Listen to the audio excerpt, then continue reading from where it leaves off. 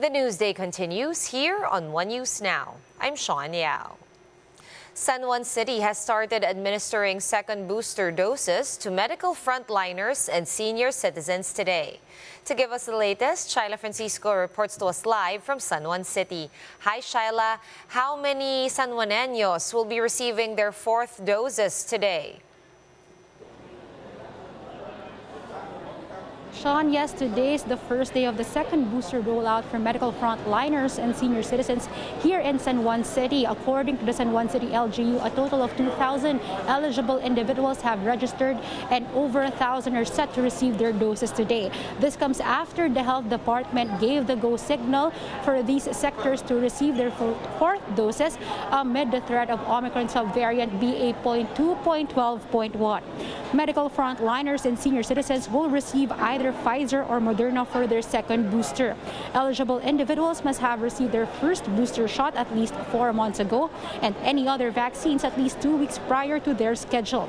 To avoid crowding, qualified residents must also first register at the San Juan City Vaccine Registration Portal and wait for a confirmation message from San Juan City for their final schedule. Sean, meanwhile, those who have yet to receive their first booster may walk in at San Juan City's vaccination sites, which includes this area at V-Mall Green Hills, San Juan City Hall, Santolan Town Plaza, and Pure Gold Agora. Sean? All right, thank you for those updates. Shyla Francisco reporting to us live from San Juan City. And the proclamation for winning party list groups has been postponed to next week. This as the COMELEC has decided to wait for the certificate of canvass from Lanao del Sur. Greg Gregorio with the report. After the proclamation of elected senators conducted last Wednesday, winning party lists are still yet to be formally proclaimed after the supposed proclamation on Thursday was postponed. In an interview with Radyo 5, COMELEC Commissioner George Garcia said that the proclamation will happen sometime next week, as long as Lanao del Sur's certificate of canvass arrives on May 24. Matatransmit sa amin ang result ng mismong gabi rin ng 24. Baka po makapagproklama na kami ng mga party list representatives and the organization by 25 po, ang latest po yan 26 ng Mayo. That will affect yung ranking based sa 172 COCs out of 173. Even if there are just 11,000 registered voters for the scheduled special elections in Lanao del Sur, the whole province's COC still can't be transmitted, which amounts to around 600,000 votes. And if COMELEC does not count the province's votes, only 6 party lists have guaranteed seats to Congress. These include ACT CIS, One Rider Party List, Tingog, 4Ps, Ako Bicol, and Sagip. They are the ones who got 2% of votes for party list groups. That's the reason why we had postponed and rescheduled kasi nga po it's 685,000. Definitely there will be movement there. Lalo na po kung mataas yung percentage ng party list votes. Pare-pareho po tayong hindi pa natin alam ang total number of party list votes out of that 685,000. Meron pong movement yan. Kaya nga po the judicious and the most prudent action came from the NBOC is to forego with today, sana po, no? Today's party list proclamation. The winning party list group with the most number of votes can have up to 3 representatives in the lower house. Once votes from Lanao del Sur have submitted, the number of party lists on the 2% threshold is expected to increase, while remaining slots will be given to other prospects who failed to clinch that 2% of votes. The COMELEC is also studying the possibility of a partial proclamation if they decide to wait for Shanghai COC, which amounts to a total of less than 2,000 overseas votes. Recall that the city is still on lockdown due to a COVID-19 outbreak. At this point, ma'am, anything is possible. Although we're confident na yung pong Lanao del Sur matatapos naman natin, so it's really not an issue. Yung Shanghai na lang po. We really hope na yung 1,991 will not affect. But if the 1,991 will really be a factor, ang tingin naman po namin nasa bottom part yan. For News 5, Greg Gregorio, we are One News. We'll be back with more stories after the break. Keep it here on One News.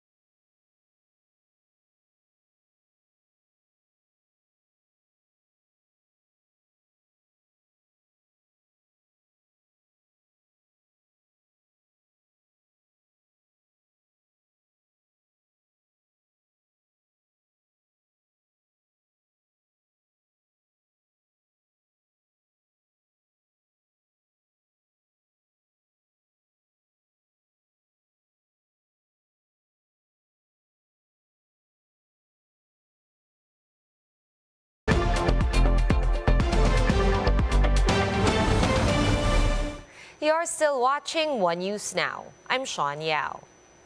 The latest elections prove that social media has become the new campaign battleground. And that's why the COMELEC wants to know just how much candidates spent on social media ads. But one expert warns that it's a lot more complicated than it seems. Camille Samonte tells us why. Tumigil ako sa pag-aaral kasi ako yung inaasahan ng pamilya ko sa pang-araw-araw na gastusin. Before the campaign period officially began, several political ads have already been released in mainstream media.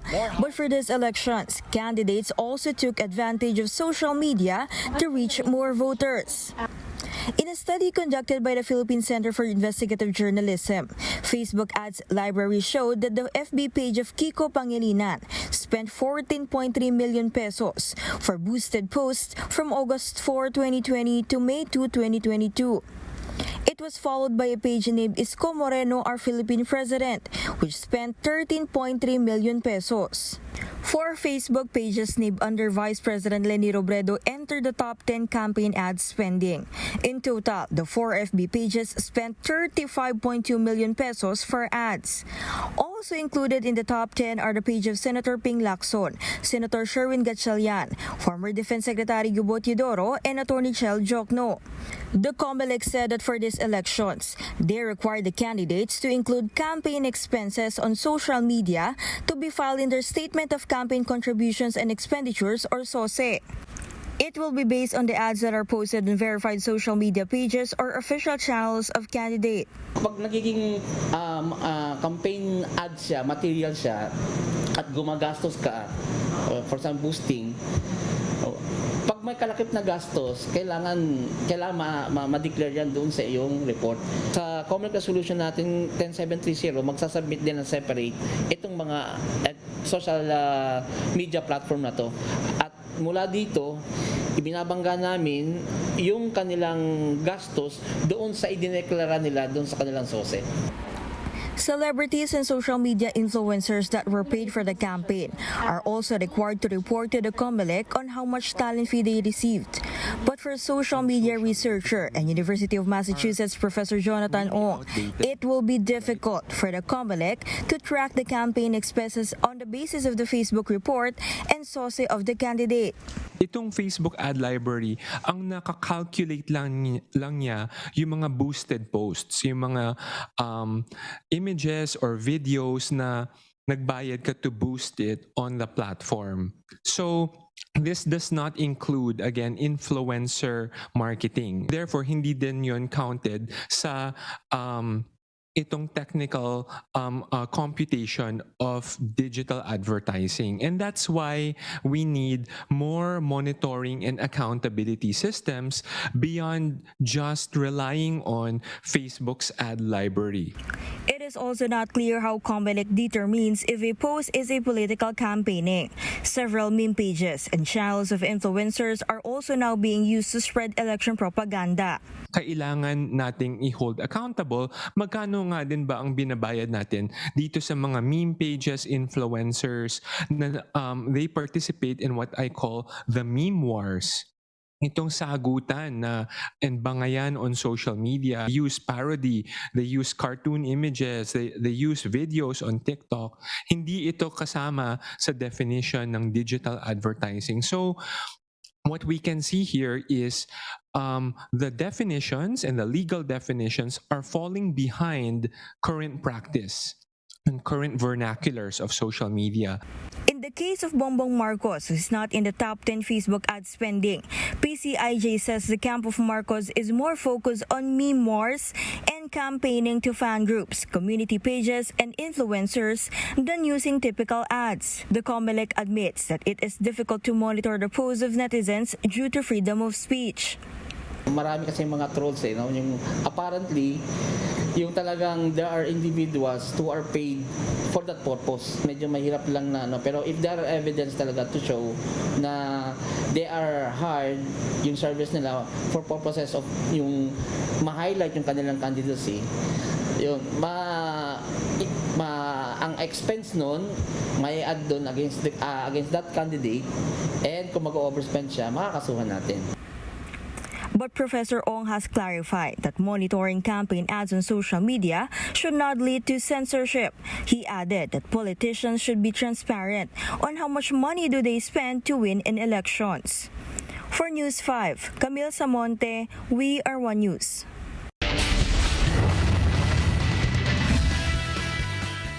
After bagging multiple gold medals at the Southeast Asian Games, gymnast Carlos Yulo and pole vaulter EJ Obiena said Filipino athletes still need additional support from the government and the private sector. Speaking to One News's The Chiefs, Obiena says the next administration can help athletes by making sure that they receive their monthly allowances, noting that he has yet to receive the funds allotted for him. Meanwhile, Yulo said the private sector can further assist athletes by providing them with a good environment for training.